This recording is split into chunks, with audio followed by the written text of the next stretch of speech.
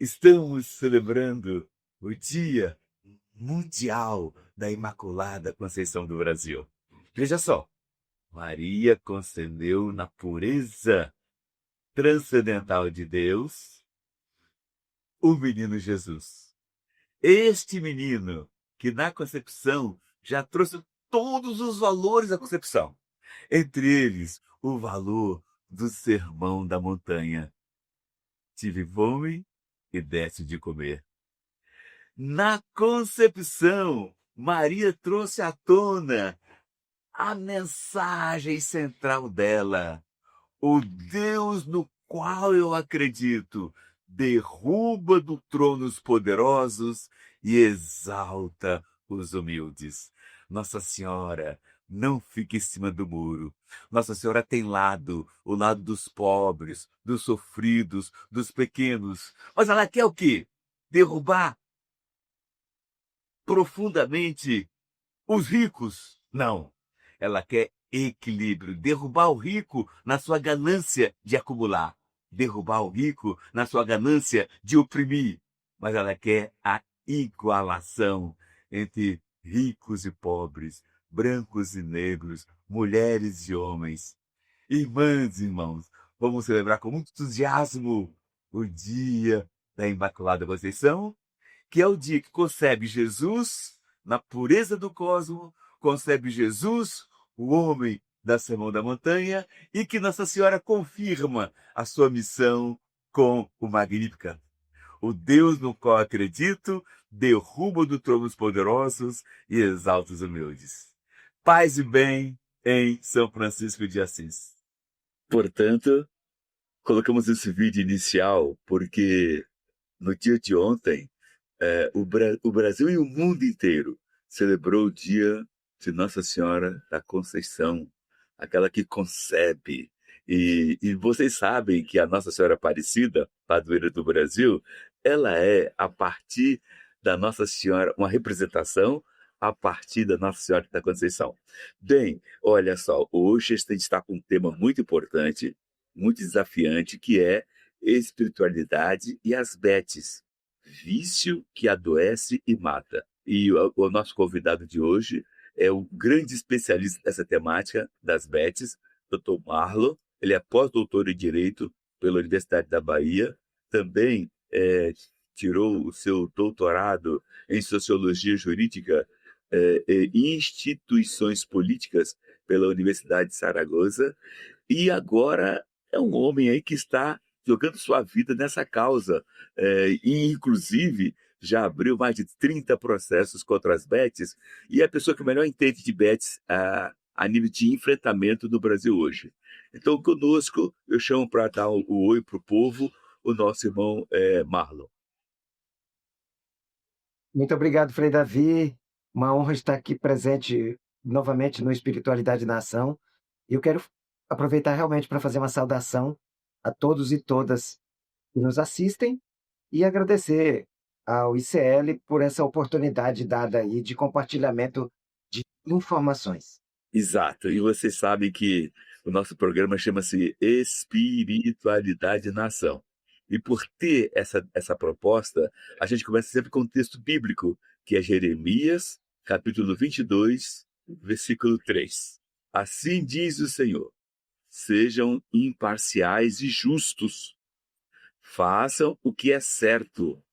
Ajudem os que foram roubados. Libertem-nos dos seus opressores.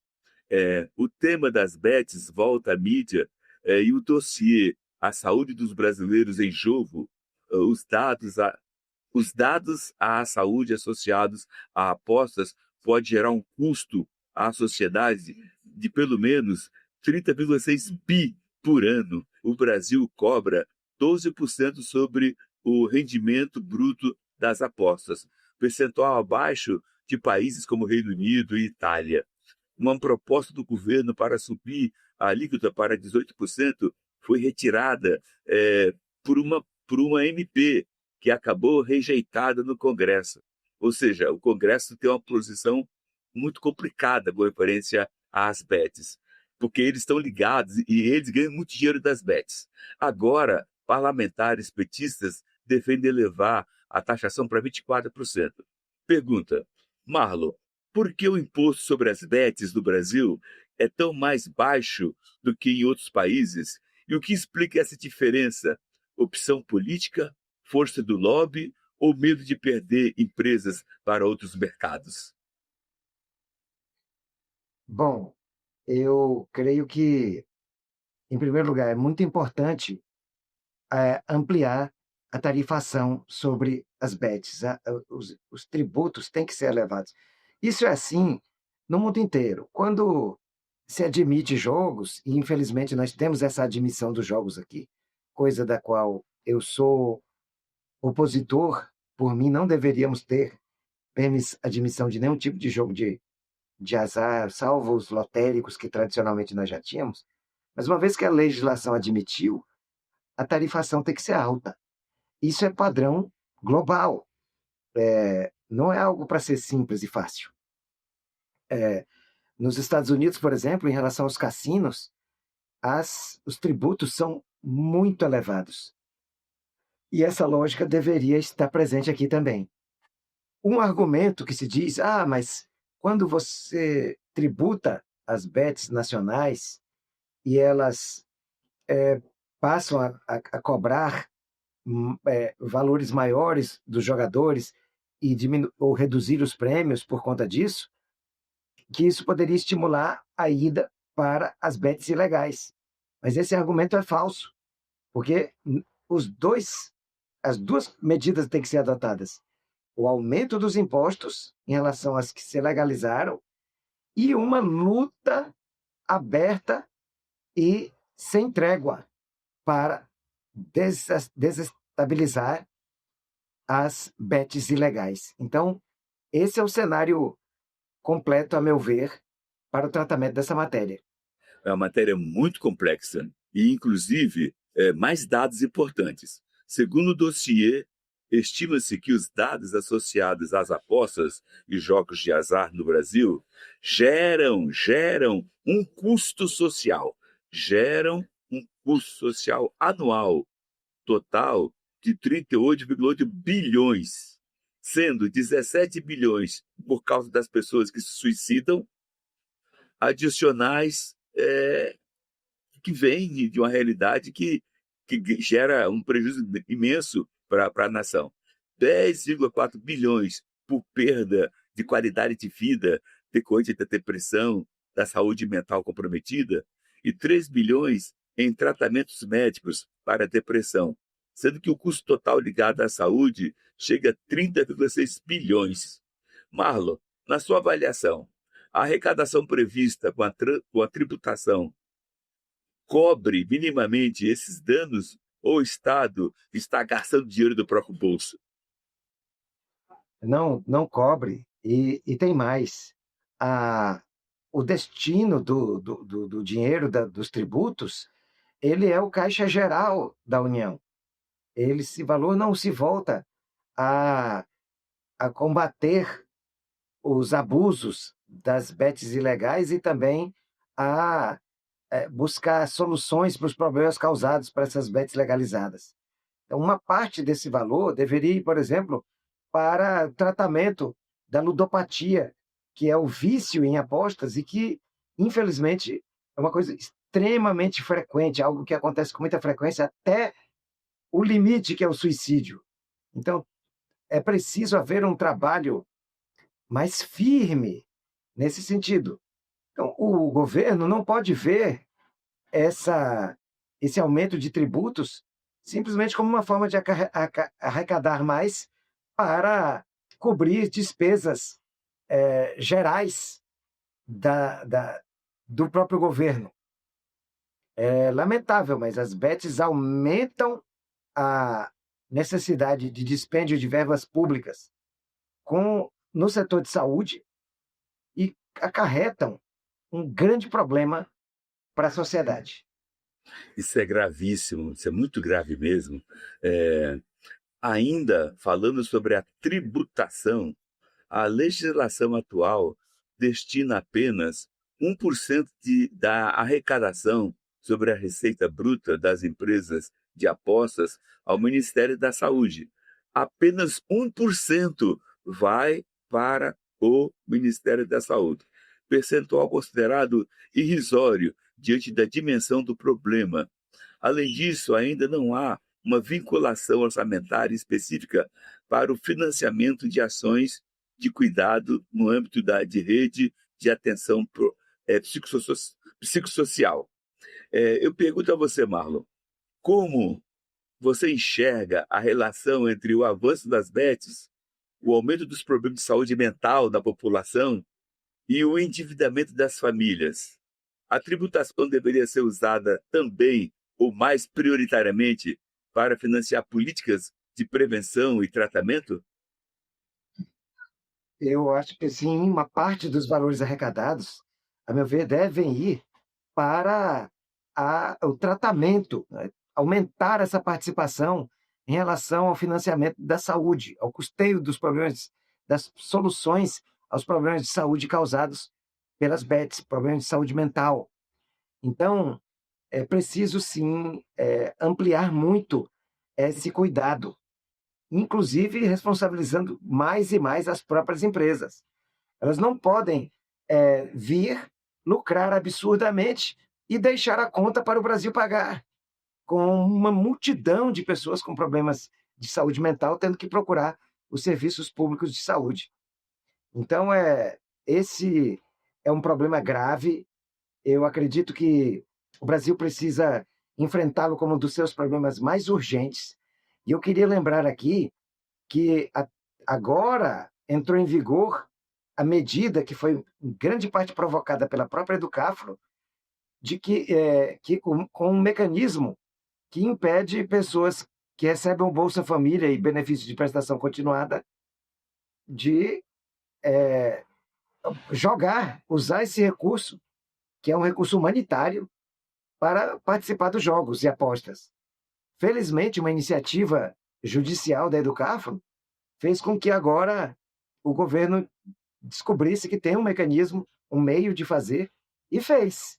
Inclusive, entrou em vigor, nos últimos dias, um mecanismo digital que impede uma pessoa que recebe o Bolsa Família de usar a sua conta para transferir recursos para as bets. Foi uma grande vitória e esperamos que outras venham, porque isso é só o começo. 3 bilhões de reais por mês eram transferidos do Bolsa Família para as bets. 3 bilhões de reais por mês. Nós estamos falando de uma média de 36 bilhões de reais por ano, dos que nada têm, para os ultra ricos das bets. Gente, isso é muito grave, isso é muito grave. E ainda bem que o trabalho da Educafro, através do Dr. Marlon e demais advogados, conseguimos brecar o uso de CPFs que recebe Bolsa Família nessa demanda. Marlon, e o CPF de quem recebe pé de meia, os adolescentes e os jovens, como é que fica isso?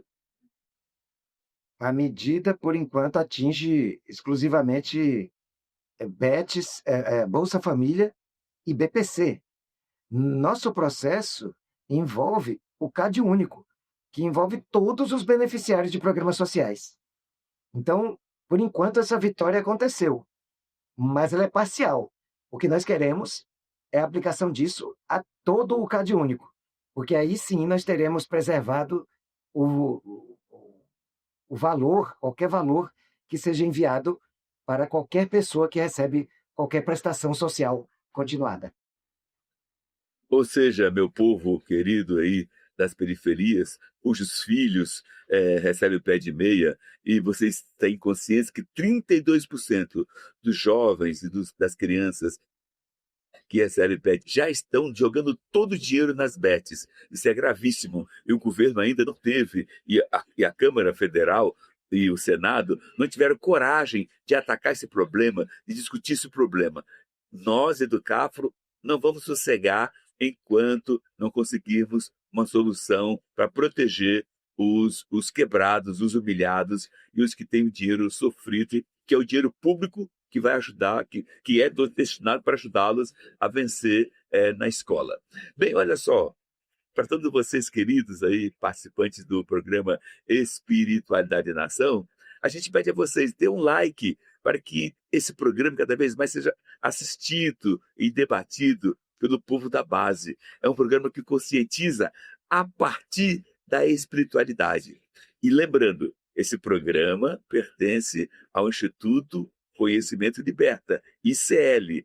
E o ICL está muito preocupado em transformar a consciência do povo, da sociedade brasileira, para serem mais politizados, mais conscientes dos problemas. E para isso, olha só, o núcleo de pós-graduação aqui do ICL está a todo vapor. Vem aí a turma 2026 do curso Repensando o Brasil. Sociedade, História e Política. A primeira turma dessa pós foi um dos melhores e maiores sucessos do ICL. Mais de 5.000 alunos e milhares de pedidos para abrirmos novas turmas. Agora, em 2026, ela volta ainda mais forte, com novidades na grade e a chegada do professor Castro Rocha. O grande Castro Rocha vai ser um dos nossos professores dessa pós, que já se junta a Marilena Chauí, Gessé Souza, Ladislau Tauber, Muniz Sodré, Renato Giannini e outros grandes intelectuais brasileiros que estão fortemente preocupados com você. Você, eu, todos nós, precisamos repensar o Brasil a partir da sociedade, a partir da nossa história e a partir da política. Que política nós queremos? Uma política que serve só os poderosos ou uma política que promove o povo para dias melhores? Basta linkar aqui abaixo, você vai ter o link, você já vai se inscrever, já vai garantir sua vaga para dia 14 de dezembro estar conosco nesse processo e nesse mutirão do conhecimento, da transformação e da revolução de Jesus Cristo, da revolução da espiritualidade. Marlon, o uso de influenciadores e personalidades na publicidade das bets tornou-se uma estratégia agressiva e, consequentemente, problemática. Essas figuras vendem uma falsa imagem de sucesso e dinheiro fácil, ocultando os riscos reais das apostas. Essa estratégia, voltada sobretudo a jovens, glamoriza um hábito que pode levar aos vícios e ao endividamento. Falta transparência e regulação sobre esta sedução. Quem acaba perdendo sempre é o povo, o apostador. E aí, Marlon, eu te pergunto, faz sentido o Estado permitir publicidade intensa de bets com forte apelo aos jovens? Você lembra que houve um tempo que foi proibido propaganda de cigarro, né? Faz sentido agora a propaganda intensa das bets e, ao mesmo tempo, manter uma tributação considerada baixa? Que combinação de impostos e regra de publicidade o senhor considera minimamente viável para o Brasil ser responsável com as vítimas das bets? Bom, no plano da tributação, eu entendo, como eu disse, que as bets precisam pagar muito mais impostos. É preciso que essa seja uma atividade altamente tributada. E dá para fazer uma dupla comparação com o cigarro, que também é uma fonte de vício e de morte, como acontece também com as bets, em virtude da ludopatia e até dos vários casos de suicídio que dela vem decorrendo. O que eu preconizo é uma alta tributação e a proibição completa de publicidade, como acontece com o cigarro. Não é permitida a publicidade de cigarro. E, pelo contrário, nas carteiras vem uma publicidade contrária, informando que o vício em cigarro pode acarretar vários problemas graves. Então, as bets não deveriam ter nenhuma forma de publicidade e nos nas plataformas de jogos deve conter advertências. Uma delas, a Educafro já conseguiu colocar. As empresas estão sendo, várias delas já foram intimadas para colocar uma advertência de que pessoas que recebem programas sociais não devem jogar. Mas isso deve ser ainda mais claro, com alertas muito grandes, assim, de tal maneira que quando a pessoa entre, receba muitas advertências. Esse, a meu ver, é o cenário completo. Alta tributação e proibição de qualquer tipo de publicidade. Muito bom, Marlon. A sua despedida final, nosso horário estourou. Como é que você deixa aí de mensagem final? Mensagem final é de que a regulamentação das bets não significa o fim do jogo. Nós precisamos ficar atentos, porque o Brasil não pode permitir que a sua juventude e que pessoas de todas as idades sucumbam ante o vício, desviem recursos da manutenção própria e da sua família para o jogo. Lamentavelmente, isso é uma chaga terrível que se abate atualmente sobre o Brasil. Por isso, não devemos nos conformar com isso e buscar meios de lutar para que essa realidade terrível não continue se perpetuando. Exato. Gente, nosso tempo esgotou, que pena, uma temática tão boa, mas vamos conversar mais nas redes sociais. E vamos passar para mais uma mensagem bíblica, encerrando nossa reflexão de hoje.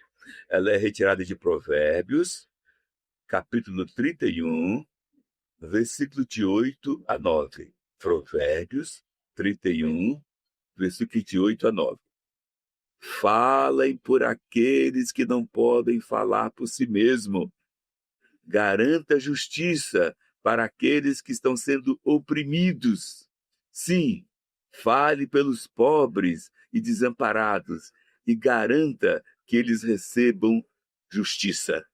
Senhor Deus, dê a todos nós de CL, todos os programas de CL, ser essa força viva, continuar sendo essa força viva de conscientização, de dar a mão aos caídos, de denunciar as injustiças e de trazer, Pai, um mundo, sinais de que é possível um mundo novo.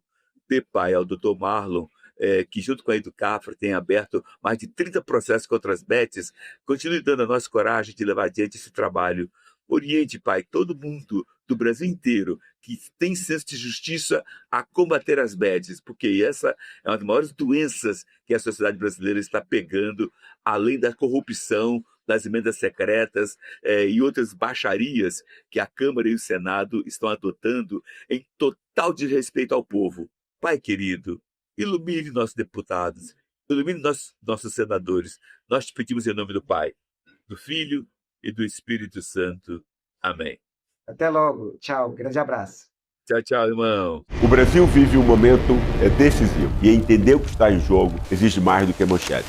As decisões que moldam o país vêm de uma longa trajetória de desigualdade e de concentração de poder. Para compreender o presente e agir com consciência, é preciso olhar para a história e as estruturas que formaram nossa sociedade. Pensando nisso, nasceu o curso de pós-graduação do ICL da FESP, SP, Repensando o Brasil, Sociedade, Política e História. Um programa reconhecido pelo MEC, voltado a quem quer pensar o Brasil com profundidade e rigor intelectual. Vai acontecer o lançamento da nova turma da Pós no dia 14 de dezembro, às 8 horas da noite. Entender o país é o primeiro passo para construir o futuro com consciência.